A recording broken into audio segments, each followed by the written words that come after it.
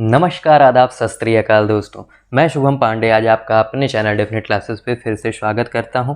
और जैसा मैंने आपसे कहा था कि संडे वाले दिन यानी आज के दिन हम लोग क्या करेंगे, क्वेश्चन का डिस्कशन करेंगे। उसी के क्रम में दोस्तों आज आपके सामने ये 20 सवाल प्रस्तुत किए जा रहे हैं। आपके सामने आज 20 सवाल आपके स्क्रीन पर भी आने वाले हैं। आप इन सवालों से एक अंदाज़ा लगा पाएंगे कि किस तरह इतिहास सब्जेक्ट से यानी हिस्ट्री सब्जेक्ट से अलग अलग गवर्नमेंट जॉब में कैसे सवाल आते हैं। और ये जो 20 सवाल हैं ये काफ़ी इम्पोर्टेंट सवाल हैं।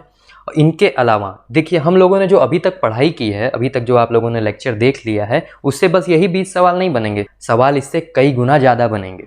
लेकिन अभी 20 क्वेश्चन की श्रृंखला आपके सामने रखी जा रही है और क्रम वाइज आगे भी चलते हुए हम लोग को क्या करनी है, इसी तरह क्वेश्चन का डिस्कशन करते रहना है, इन टॉपिकों से भी और आने वाले भी जो हम लोग टॉपिक पढ़ने वाले हैं उनसे भी दोस्तों। और इसी के क्रम में आपके सामने सबसे पहला क्वेश्चन जो है वह ये रहा दोस्तों। सबसे पहला सवाल, दिल्ली में गुलाम वंश का पहला शासक कौन था? मैं थोड़ी देर शांत भी हो जाऊंगा, आप लोग देखते रहिए क्या आपके दिमाग में क्लिक कर रहा है आंसर। अगर आपने वीडियो देखा होगा दोस्तों तो पक्का आ रहा होगा आपके दिमाग में जवाब। ऑप्शन जो आपके सामने है वह पहला ऑप्शन है अलाउद्दीन मसूद, इल्तुतमिश, कुतुबुद्दीन ऐबक, मोहम्मद गौरी। जो नए लोग अभी जिन्होंने गवर्नमेंट जॉब की अभी तैयारी शुरुआत की है, जो लोग अभी पेपर नहीं दिए हैं, उनको मैं बताना चाहूँगा जब भी ऑब्जेक्टिव टाइप क्वेश्चन होते हैं तो ऐसे ही सवाल मिलता है जिनके अंदर 4 ऑप्शन रहते हैं। सवाल लिखा रहेगा दोस्तों और इसी तरह के 4 ऑप्शन दिए जाते हैं और इसी में से जो भी आपको ऑप्शन सही लगेगा वह OMR सीट के माध्यम से आपको अपना जवाब देना होता है। अब मेरे समझ इसका जवाब आपके दिमाग में आ चुका होगा। हम लोग इस जवाब के बारे में देखते हैं। आंसर है इसका सी, यानी दिल्ली में गुलाम वंश का पहला शासक कौन था? कुतुबुद्दीन ऐबक। दूसरे सवाल की ओर हम लोग बढ़ रहे हैं दोस्तों। दिल्ली के किस शासक को लाख बख्श कहा जाता है? सवाल आपने देख लिया, सुन भी लिया, अब जवाब देखिए। पहला इल्तुतमिश, दूसरा ऑप्शन बाबर, तीसरा कुतुबुद्दीन ऐबक, चौथा नसरुद्दीन। कौन सा होगा दोस्तों? कुतुबुद्दीन ऐबक। दिल्ली के किस शासक को लाख बख्श कहा जाता है? कुतुबुद्दीन ऐबक। ये बात मैंने कुतुबुद्दीन ऐबक वाले वीडियो में बताई भी थी आपको दोस्तों। और एक इसकी और टाइटल थी जिसका नाम क्या था? सिपला सहार। अब हम लोग आगे के प्रश्न पे चलते हैं दोस्तों। दिल्ली के प्रथम गुलाम शासक कुतुबुद्दीन ऐबक की मृत्यु कब हुई थी? जो दिल्ली का प्रथम गुलाम शासक था उसकी मृत्यु कब हुई थी? ऑप्शन आपके सामने 1216 ईस्वी में, 1210 ईस्वी में, 1215 ईस्वी में, 1211 ईस्वी में। दिमाग में आपके आना चाहिए ये जवाब। इस बात की भी हम लोगों ने डिस्कशन की है। आंसर है इसका भी, यानी 1210 ईस्वी में। अब देखिए दोस्तों, अगर आपके दिमाग में ये आ रहा होगा कि इसका हमें अगर PDF मिल जाता तो काफ़ी अच्छा रहता, तो उसके लिए भी मैंने एक व्यवस्था बना रखी है। टेलीग्राम पे आपको एक अकाउंट बनाना पड़ेगा जो कि एकदम फ्री ऑफ कॉस्ट होता है, नॉर्मल व्हाट्सएप की तरह। आप में से ज़्यादातर लोग टेलीग्राम यूज भी करते होंगे और टेलीग्राम चैनल मैंने एक बना रखा है, डेफिनेट क्लासेस नाम से ही है, जिसका लिंक मैं डिस्क्रिप्शन बॉक्स में भी दे रखा हूँ। वहाँ से आप इसका PDF भी बड़े आराम से ले सकते हैं। ठीक है दोस्तों, अब चौथा सवाल हम लोग देखते हैं। दिल्ली के शासक कुतुबुद्दीन ऐबक की मृत्यु के बाद गद्दी पर कौन बैठा? सवाल है आपके सामने, जवाब देखिए। रजिया सुल्तान, आराम शाह, बलबन और इल्तुतमिश। जब कुतुबुद्दीन ऐबक मरा तो उसके बाद गद्दी पे कौन बैठा? आपके दिमाग में जवाब चल रहा होगा दोस्तों, बताइए। मैं उम्मीद करता हूँ आप में से जो वीडियो देख रखे हैं उनके दिमाग में इसका जवाब आ चुका होगा और इसका जवाब है आराम शाह। आप लोग के मन में आया होगा कि कहीं इल्तुतमिश तो नहीं है, तो इस चीज़ को मैंने अच्छे से डिस्क्राइब कर रखा है कि इल्तुतमिश क्यों नहीं बना, आराम शाह क्यों बना। क्योंकि हम लोगों ने एक बात डिस्कस की थी वहाँ पे, एक बात मैंने आपको ये बताई थी कि कुतुबुद्दीन ऐबक जब मरा तो उसका बेटा जो आराम शाह हुआ करता तो वह बैठा गद्दी पे। उसी को हटाने के लिए ही इल्तुतमिश ने क्या किया था? बैटल ऑफ जुड़ किया, यानी जो पंजाब में जुड़ जगह पड़ती थी वहाँ पे जो युद्ध हुआ, यानी जुड़ का जो युद्ध हुआ 1211 ईस्वी में, आराम शाह को ही हटाने की वजह से हुआ। आराम शाह को मारने के बाद ही इल्तुतमिश बैठा था, यानी इसका सही जवाब क्या होगा? आराम शाह। अब हम लोग आगे के प्रश्न पे दोस्तों बढ़ते हैं। कुतुब मीनार का निर्माण पूरा किस शासक ने करवाया था? देखिए, अगर ये पूछा जाए शुरुआत किसने कराई थी तो उसका जवाब दूसरा है, और इसको पूरा किसने कराया था उसका भी जवाब दूसरा है। तो आपके दिमाग में ये बात जारी हुई। कुतुब मीनार के ऊपर मैंने एक पूरा वीडियो ही बना रखा है जिसमें कुतुब मीनार और कुतुबुद्दीन ऐबक दोनों के बारे में जिक्र किया गया है। कुतुब मीनार का निर्माण पूरा किस शासक ने करवाया था? जवाब है इसका सी, यानी इल्तुतमिश ने कराया था। और ये कब कराया था दोस्तों? 1229 ईस्वी में कराएगा। इस बात की भी हम लोग जानकारी ले चुके हैं। अगर ये पूछा जाए कि नींव किसने रखवाई थी, तब आप बोलेंगे कुतुबुद्दीन ऐबक ने रखवाई थी। पहला माला बस इसने बनवाया था, नींव रखवाई थी। बाकी जो 4 मंजिल इसके ऊपर हैं, जिसकी हाइट पूरी, आज जो आपके सामने कुतुब मीनार खड़ा है, जो अपने भारत का सबसे ऊंची मीनार भी है 72.5 मीटर की, वह क्या है? इल्तुतमिश ने पूरा कराया है। यानी इस सवाल का जवाब क्या है दोस्तों? इल्तुतमिश है, जो कि 1229 में 4 मंजिल बनवाएगा। और कुतुबुद्दीन ऐबक ने इसकी नींव रखी थी। इस बात में आप लोग कंफ्यूज ना होइएगा, इस बात को मैंने आपको पहले ही अच्छे से बता दिया है। अब हम लोग आगे की क्वेश्चन की तरफ बढ़ते हैं। छठा क्वेश्चन है आपके सामने दोस्तों कि दिल्ली में गुलाम वंश के शासक इल्तुतमिश की मृत्यु कब हुई थी? यहाँ पे देखिए मैंने ब्रैकेट में अल्तमश भी लिखा है। इल्तुतमिश को कई किताबों में या कभी कभी पेपर में क्या मिलता है? अल्तमश भी लिखा मिल जाता है, तो वहाँ आप लोग कंफ्यूज न होइएगा। अब यहाँ सवाल है, दिल्ली में गुलाम वंश के शासक इल्तुतमिश की मृत्यु कब हुई थी? इसका जवाब क्या है दोस्तों? 1236 में, यानी ऑप्शन क्या है आपका? बी। और आप सबको पता है कि जैसे ही ये मरेगा, रुकनुद्दीन फिरोज शाह क्या होगा? गद्दी पे काबिज होगा, और उसी को रज़िया सुल्तान साम्राज्य के साथ मिलके, पब्लिक के साथ मिलके मारेगी, और मारने के बाद रज़िया सुल्तान बन जाएगी अगली सुल्तान। अब दोस्तों हम लोग आगे के प्रश्न की ओर बढ़ते हैं। 7वां क्वेश्चन, दिल्ली की प्रथम महिला शासक रज़िया सुल्तान किसकी पुत्री थी? अभी इस सवाल का मैंने जो 6ठा नंबर का सवाल था उसमें इसका नाम आया था रज़िया सुल्तान का। इससे देखिए एक सवाल और आता है, प्रथम महिला शासक कौन है दिल्ली सल्तनत की? तो आपका जवाब होगा रज़िया सुल्तान। अब देखिए सुल्तान जो है ये बाद में लगा इनके पीछे, सुल्तान टाइटल दी जाती थी, और ये क्यों दी जाती थी इस बात की भी हम लोगों ने जिक्र कर लिए वीडियो में। अगर आप लोगों ने नहीं देखा है, और जिन लोगों ने देखा है उसको तो पता होगा, जिन लोगों ने नहीं देखा है वो वीडियो जाके पुराने वीडियो को देख लें। इसका जो जवाब होगा, ये किसकी बेटी थी? सी ऑप्शन होगा, यानी इल्तुतमिश की बेटी थी। आगे के सवाल की ओर हम लोग बढ़ते हैं दोस्तों। दिल्ली में गुलाम वंश का अंतिम शासक कौन था? ये तो मैंने आपको कल के ही वीडियो में बताया है। इसका ऑप्शन होगा शमसुद्दीन कैमूज। आखिरी सुल्तान अगर दिल्ली सल्तनत में गुलाम वंश का भी पूछा जाए तो आपका जवाब क्या होगा? शमसुद्दीन कैमूज। देखिए कभी कभी सवाल क्या होता है दोस्तों, घुमा के भी पूछ लिया जाता है। अगर आप कॉन्सेप्ट समझे रहेंगे जिसके तहत हम लोग मिलके काम भी कर रहे हैं, तो आपको सवाल कैसे भी घूम के आए, आपका जवाब हमेशा ही सही होगा। तो अब हम लोग आगे के सवाल की ओर फिर से बढ़ते हैं दोस्तों। 9वां सवाल आपके सामने है, निम्नलिखित में से किसे दास का दास कहा जाता है? दास का दास क्या होता है दोस्तों? इस बात को थोड़ा हमें यहाँ पे गंभीरता से समझना पड़ेगा। देखिए दास मतलब होता है गुलाम। अब देखिए हुआ क्या कि जो कुतुबुद्दीन ऐबक था, ये किसका दास था, किसका गुलाम था? बताइए दोस्तों, आपको मैंने ये बात बता रखी है, मोहम्मद गौरी का। और कुतुबुद्दीन ऐबक का जो गुलाम था वह कौन था? इल्तुतमिश का। यानी अगर ये पूछा जाए दास का दास, यानी क्या कि मोहम्मद गौरी का गुलाम कौन? कुतुबुद्दीन ऐबक। यानी मोहम्मद गौरी का दास कौन? कुतुबुद्दीन ऐबक। और कुतुबुद्दीन ऐबक का दास कौन? इल्तुतमिश।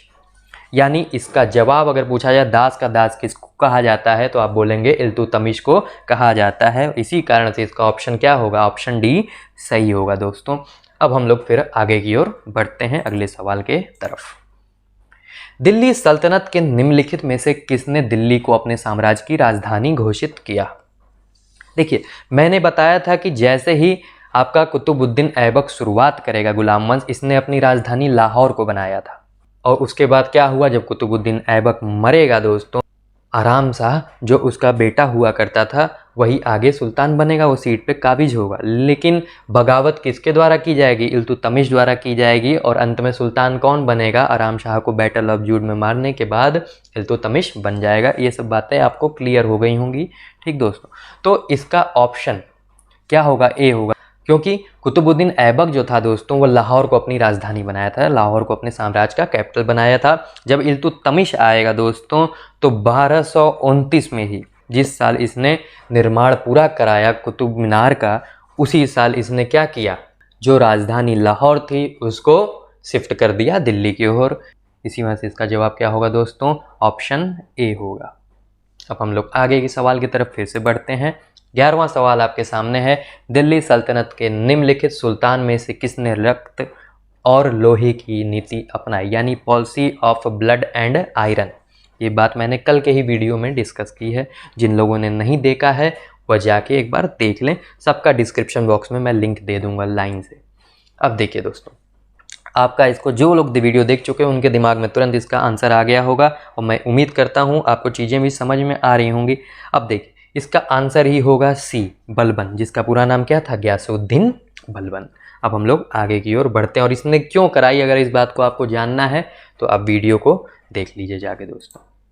अब हम लोग आगे की सवाल की ओर बढ़ते हैं। 12वां सवाल आपके सामने है। 712 ईडी यानी ईस्वी में, 712 ईस्वी में अरब आक्रमण का नेतृत्व किया गया था। किसके द्वारा किया गया था? अब आपको ये बात याद आ रही होगी, पहला ये आक्रमण कहाँ हुआ था? अरबों का जो आक्रमण हुआ था ये सिंध पे हुआ था। सिंध में एक जगह हुआ करती थी जिसका नाम क्या था दोस्तों? देवल। जिसका नाम क्या था? देवल। वहाँ का एक राजा हुआ करता था जिसका नाम क्या था? दाहिर। और ये सब चीज़ें कैसे हुई, ये अरब के आक्रमण वाला जो लेक्चर है उसमें आपको बता दिया गया है। तो इसका नेतृत्व किसने किया था? इसका नेतृत्व ही करने वाला इंसान कौन था? मोहम्मद बिन कासिम, यानी आंसर सी। और क्यों किया था, ये कौन हुआ करता था, ये सब बातें आपको उस लेक्चर में बता दी गई हैं। अब मैं फिर आगे बढ़ता हूँ। तराइन का पहला युद्ध किसके बीच लड़ा गया था? देखिए, तराइन के 3 युद्ध हुए हैं। तराइन का पहला युद्ध, तराइन का दूसरा युद्ध, तराइन का तीसरा युद्ध, यानी अगर इंग्लिश में बात करें, first battle of Tarain, second battle of Tarain और थर्ड बैटल ऑफ तराइन। तो जो तराइन का पहला युद्ध हुआ था ये मैंने आपको बता रखा है 1191 में हुआ, 1191 में हुआ। ऑप्शन आपके सामने दोस्तों, पहला ऑप्शन इल्तुतमिश और यल्दौज के बीच हुआ।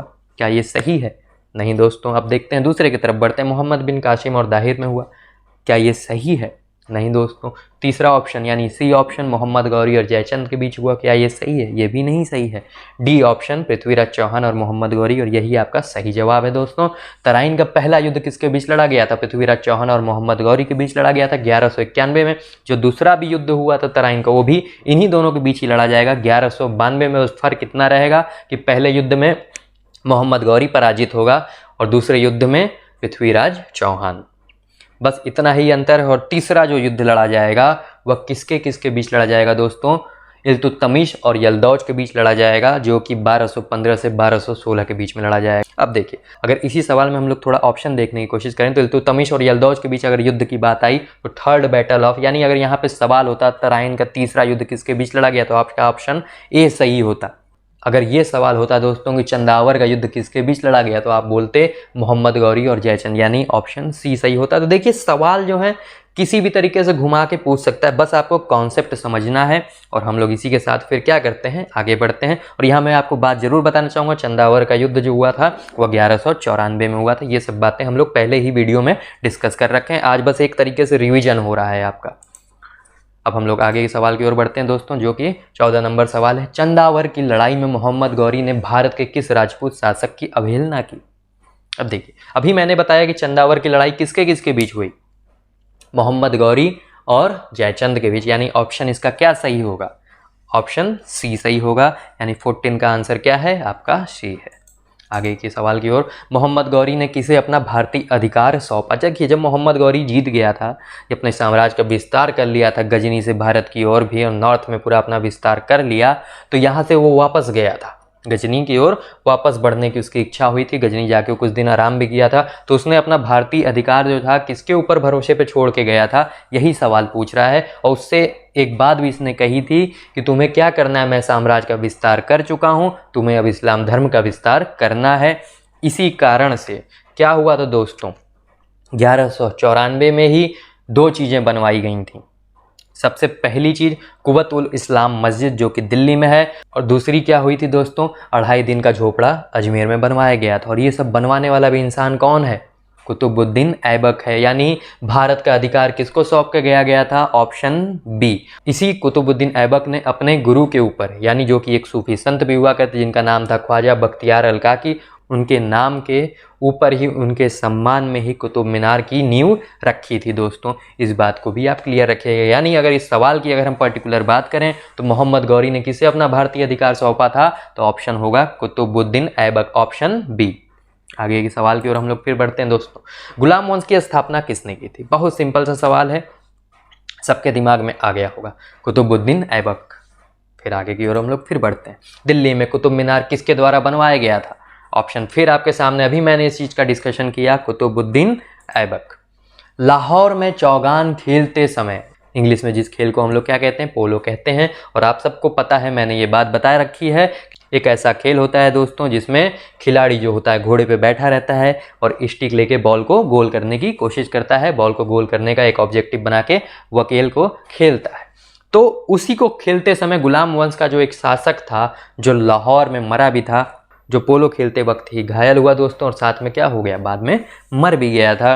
तो उसका भी जवाब आपको पता होगा, ऑप्शन बी, कुतुबुद्दीन ऐबक। अब हम लोग आगे की ओर बढ़ते हैं, और इसी कारण से ये यहीं पे मरा था और इसने अपनी राजधानी भी लाहौर को बनाई थी। इसी कारण से इसकी जो मकबरा है, इसकी जो दरगाह है, यानी इंग्लिश में अगर बोला जाए इसकी जो टॉम्ब है, वह कहाँ पे है, लाहौर में ही है। ये सब बातें हम लोगों ने पहले ही डिस्कस कर ली। आगे के सवाल की ओर फिर हम लोग बढ़ते हैं दोस्तों। दिल्ली के किस महान शासक को राय पिथौरा भी कहा जाता है? अब ध्यान से देखिएगा, ऑप्शन है अन्नाजी चौहान को, पृथ्वीराज चौहान को, बलबन को, इनमें से कोई नहीं। देखिए, मैंने आपको ये भी बात बता रखी है, पृथ्वीराज चौहान को 2 नाम से और जाना जाता था, राय पिथौरा और पृथ्वीराज तृतीय यानी पृथ्वीराज थर्ड। तो ऑप्शन आपका क्या होगा यहाँ पे, ऑप्शन बी होगा। अब हम लोग फिर आगे की ओर बढ़ते हैं दोस्तों। मोहम्मद गौरी ने पृथ्वीराज चौहान को हराकर अपने किस गुलाम को दिल्ली का शासक नियुक्त किया? देखिए, मोहम्मद गौरी को अभी मैंने बताया कि 1192 में सेकंड बैटल ऑफ तराइन यानी तराइन के दूसरे युद्ध में मोहम्मद गौरी क्या करेगा, पृथ्वीराज चौहान को हराएगा और फिर साम्राज्य का अपना विस्तार करने के बाद क्या करेगा, कुछ दिन के लिए दिल्ली जाएगा। तो किस गुलाम को अपनी ये जो दिल्ली थी, किस गुलाम को अपना ये साम्राज्य, भारतीय साम्राज्य सौंप के गया? इस सब का आप जवाब जान रहे होंगे दोस्तों, और इसका भी जवाब क्या है, कुतुबुद्दीन ऐबक। कौन है दोस्तों, कुतुबुद्दीन ऐबक, यानी आंसर ए। और इसी के साथ मैं ये कहूँगा दोस्तों कि ये जो है, ये बस एक आपको ग्लिम्स दिया गया है 20 सवालों का, और समय समय पर आपके बीच ऐसे ही सवालों की श्रृंखला आती रहेगी दोस्तों। आप इन चीज़ों को देखते रहिए। मैं अभी पार्ट 1 बना रखा हूँ जो अभी तक हम लोगों ने कल पढ़ा है। आगे के सवाल ऐसे ही 20-20 करके मैं आपके सामने लाता रहूँगा। आप इनको एंजॉय कीजिए और वीडियो को देखते रहिए साथ में, और ज़्यादा से ज़्यादा इसको शेयर करें दोस्त, ताकि ज़्यादा लोग इसका फ़ायदा उठा सकें। एक बात मैं और बताना चाहूँगा दोस्तों कि अगर आप जो सवाल आज देखे हैं, अगर इनका PDF चाहिए आपको, यानी एक प्रिंटेड फॉर्म में आप अगर उन चीज़ों को संभाल के रखना चाहते हैं, तो बड़ा आराम से आप निकाल सकते हैं, जो कि एकदम फ्री ऑफ कॉस्ट है। बस क्या करना है, आपको टेलीग्राम अकाउंट एक बना लेना है, और मैंने डिस्क्रिप्शन बॉक्स में अपने टेलीग्राम चैनल लिंक दे रखा है। और अगर आपका कोई भी सवाल है तो आप कमेंट बॉक्स के माध्यम से पूछ सकते हैं, और साथ में मैंने वहाँ पे अपने इंस्टाग्राम ID की भी लिंक दे रखी है, जहां आप जाके इंस्टाग्राम पे मुझे फॉलो करके वहां डायरेक्ट मैसेज करके मुझसे कोई भी सवाल आप पूछ सकते हैं दोस्तों। और इसी के साथ मैं ये कहूँगा कि अगर आपको वीडियो पसंद आ रहा है तो आप इसे ज़्यादा से ज़्यादा लाइक करें, शेयर करें, और अगर आप चैनल पर नए भी हैं तो आप इसे सब्सक्राइब कर लें, ताकि आप ऐसे ही और सवालों और कॉन्सेप्ट वाइज चीज़ों को समझने के लिए इस चैनल का ज़्यादा से ज़्यादा लाभ उठा सकें। और इसी के साथ मैं आज के वीडियो को विराम देता हूं, इस सवाल के श्रृंखला को विराम देता हूं, और आगे हम लोग कल स्लेव डायनेस्टी यानी गुलाम वंश से आगे बढ़ के देखना है हम लोगों को कि कौन सा वंश चलेगा। इसी के साथ मैं वीडियो को विराम देता हूं दोस्तों, धन्यवाद।